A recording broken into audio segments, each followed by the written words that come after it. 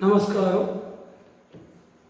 இந்த வரும் தை பிறப்பு 16/1/2025 11:58 12:20 மேச லக்னத்தில் பிறக்குது. சூரியன் 10ஆம் இடத்துல இருக்கார். தை மாதம் லக்னத்திற்கு 10ஆம் இடத்துல இருக்காரு. அரசியல்வாதிகள் அந்த இடம் அப்படிங்கும்போது தனுசு ராசி, தனுசு லக்னம் இதில் பிறந்திருந்தாங்கன்னா அவங்கெல்லாம் கொஞ்சம் கவனமாக இருங்க. உடல்நிலைகளை பார்த்துக்கோங்க. அதே மாதிரி சில கோர்ட்டு கேஸ் அந்த மாதிரி வர்றதுக்கும் வாய்ப்புகள் இருக்குது. சாதாரண நடுத்தர மக்கள், நம்மளை மாதிரி வேலை பார்க்குறவங்க, அதே மாதிரி தொழில் பண்ணுறவங்க, இவங்களுக்கெல்லாம் 10ல் கேது. தனுசு ராசி லக்னத்திற்கு, தனுசு லக்னத்திற்கு 10ல் கேது இருக்குது.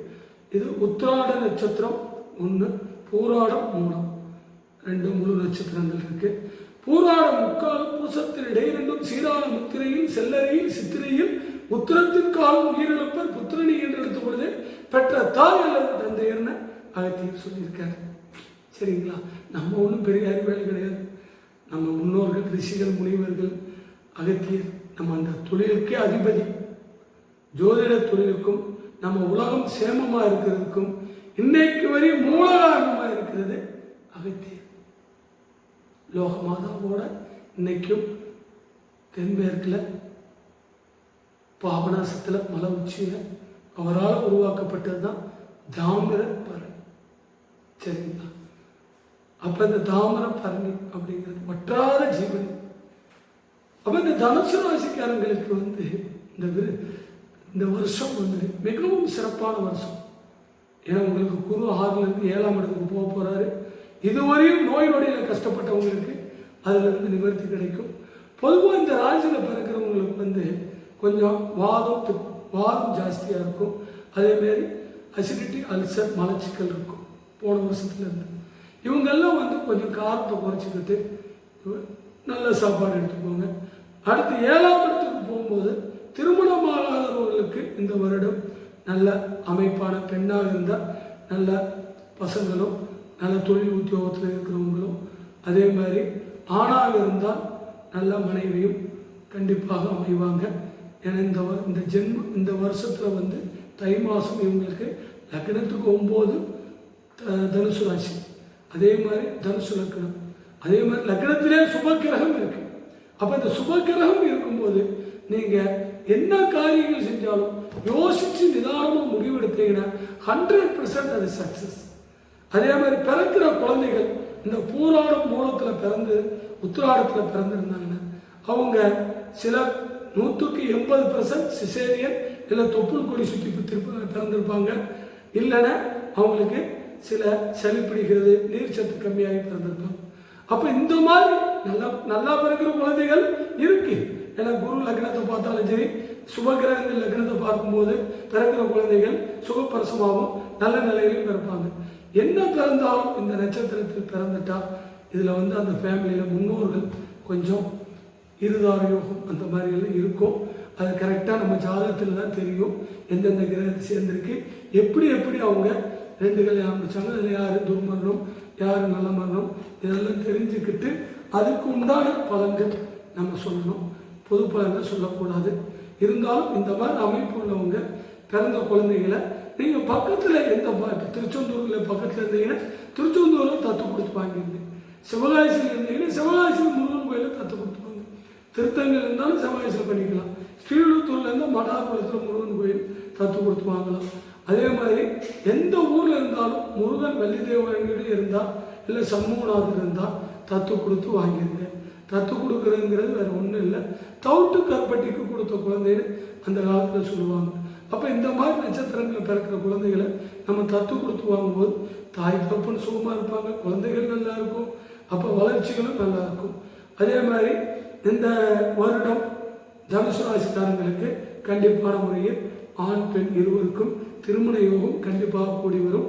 உங்கள் ஜாதகத்தில் கிரக நிலைகள் 7-8 சுத்தமாக இருந்தால் 24க்குள்ள கல்யாணம் முடிக்கலாம். 7-8 பாவிகள் இருந்தால் 24க்கு மேலே கல்யாணம் முடிச்சிங்கன்னா ரொம்பவும் விசேஷம். அதே போல் இந்த 3ல் சனி சுக்கிரன் தைரிய வீரிய ஸ்தானம். அப்போ சகோதர உறவுகள் இதுவரையும் கெட்டு இருந்தாலும் இல்லை உறவுகளில் பிரச்சனைகள் இருந்தாலும் பூமியால் சில பிரச்சனைகள் வந்திருக்கும். அதெல்லாம் சரியாகி ஒற்றுமையோடு இருப்பீங்க. ஏன்னா உறவுகள் ஒற்றுமை கண்டிப்பாக தேவை. சில இடங்களில் சில பிரச்சனைகள் வரும், அது காலப்போக்கில் மாற்றிக்கிடணும். அதை நம்ம கடைசி வரையும் மனசில் வச்சிருக்க வேண்டாம். அதே மாதிரி குரு 6ல் உள்ளவங்க, இந்த ராசிக்கு குரு 6, 8, 12 இருந்தால் அவங்களுக்கு அசிடிட்டி, அல்சர், கேஸ்ட்ரிக் கண்டிப்பாக வரும். அவங்க அதுக்கு உண்டான மருந்து, உணவு முறைகளை மாற்றிக்கிட்டீங்கன்னு நல்லா இருக்கும். அடுத்து பாக்கியாதிபதி, தனுசு ராசிக்கு பாக்கியாதிபதி சூரியன் 2ல் இருக்கான். அப்போ அரசாங்கம் 2ல் சூரியன் இருந்தால் சில பேருக்கு தார தோஷம் ஏற்படும். அவங்க திருப்பரங்குன்றத்தில் ஒரு பொட்டுத்தாலி, கல்யாணம் முடிஞ்சதும் 3ஆவது நாள் ஒரு பொட்டுத்தாலி கட்டிட்டு அடுத்து அதை போய் முண்டியில் போட்டுட்டு மாற்றுத்தாலி மஞ்சள் கயிறு வச்சு அந்த கட்டிட்டு வந்துட்டீங்கன்னா அவங்க வாழ்க்கை ரொம்ப சிறப்பாக இருக்கும். அது எந்தவித குறைகளும் இருக்காது. 2ல் சூரியன், 8ல் செவ்வாய் இப்போ இருக்கிறதுனால இந்த லக்ன ராசிக்காரங்கள் இந்த 2025 திருமணம் முடிக்கும்போது இந்த பரிகாரத்தை செஞ்சுக்கலாம். அது உங்கள் ஊர் பக்கத்தில் உள்ள முருகன் கோயில், இல்லை சென்னையாக இருந்த திருவெற்றியூர் வடிவுடையம்மன் கோயிலில் செஞ்சுக்கலாம். அதே மாதிரி திருச்செந்தூர் முருகன் கோயிலுக்கு இந்த ராசிக்காரங்க போயிட்டு வந்தீங்கன்னா தொழில் அமிர்தமாக இருக்கும். ஏன் திருச்செந்தூருக்கு தொழில் பண்ணுறவங்களெல்லாம் போக சொல்கிறோம்னா, எல்லா கோயிலும் மேலே ஏறிட்டு கீழே இறங்குறீங்க. ஆனால் இந்த கோயிலில் மாத்திரம் கீழே இறங்கிட்டு மேலே ஏறுவோம். அதுதான் இங்கே உள்ள விசேஷம். அந்த முருகன் ரொம்ப அமைதியாக இருக்கணும்னு நினைப்பார். அதனால் அவரை காலையில் 3:30 to 4:30 to 6 அந்த விஸ்வரூப தரிசனம் பார்க்குறது ரொம்ப விசேஷம். அதுக்காக முருகன் இந்த நாளில் தான் வரணும், என்ன இந்த நாளில் பார்த்தா தான் உனக்கு யோகத்தை அள்ளி தருவேன்னு எந்த வேத புத்தகத்திலையும் இல்லை, எந்த ஜோதிட அகத்தியர் எழுதின ஜோதிடத்திலையும் இல்லை. ஆகையால் நீங்கள் எப்போ வேணால் எந்த கோயிலுக்கு வேணால் போகலாம். ஆனால் அந்த காலகட்டம் காலையில் இருக்கணும். ஆனால் பெரிய கோயிலுக்கு போகும்போது நம்ம அதை பார்த்து போக முடியாது. அதனால் அந்த மாதிரி கோயிலுக்கு வருஷத்தில் ஒரு தடவை போகிறப்ப முடிஞ்ச அளவுக்கு இரவு 9 மணிக்குள்ளே போய் தரிசனம் பண்ணிட்டு வாங்க. ரொம்ப நல்லா இருப்பீங்க. இந்த தனுசு ராசிக்காரங்கள், தனுசு லக்னத்தில் பிறந்தவங்க, திருச்செந்தூர் முருகனுக்கு தொழில் செய்கிறவங்க, இல்லை உங்கள் வேண்டுதல் என்ன காரியம் நடக்கணுமோ அதுக்கு அவரை வேண்டி ஒரு பணத்தை, இல்லை உங்களால் முடிஞ்சது என்ன வேண்டுறீங்களோ அதை ஒரு மஞ்சள் துணியில் கட்டி வச்சு பிரார்த்தனை பண்ணிட்டு அந்த வேண்டுதல் நிறைவேறின பிறகு அந்த கோயில் உண்டியில் போட்டுட்டு பகவானை திருச்செந்தூர் முருகப்பெருமானை கும்பிட்டுட்டு, ஏன்னா பெருமாள் முருகனுக்கு தாய்மாமன் பெருமாள், பெருமாளுக்கு மருமகன் முருகன். ஆகையால் அறியும் சிவனும் ஒன்று, அறியாதவர்களுக்கு நம்ம சொல்லவே முடியாது. சரியா? அதனால் இதை கண்டிப்பாக நீங்கள் முயற்சி பண்ணி செய்யுங்க. 100% இந்த தனுசு லக்ன ராசிக்காரங்களுக்கு இந்த 2025 தை மாதத்துலேருந்து அடுத்த தை வரையும் மிகவும் சிறப்பாக இருக்கும். வாழ்க வளமுடன்.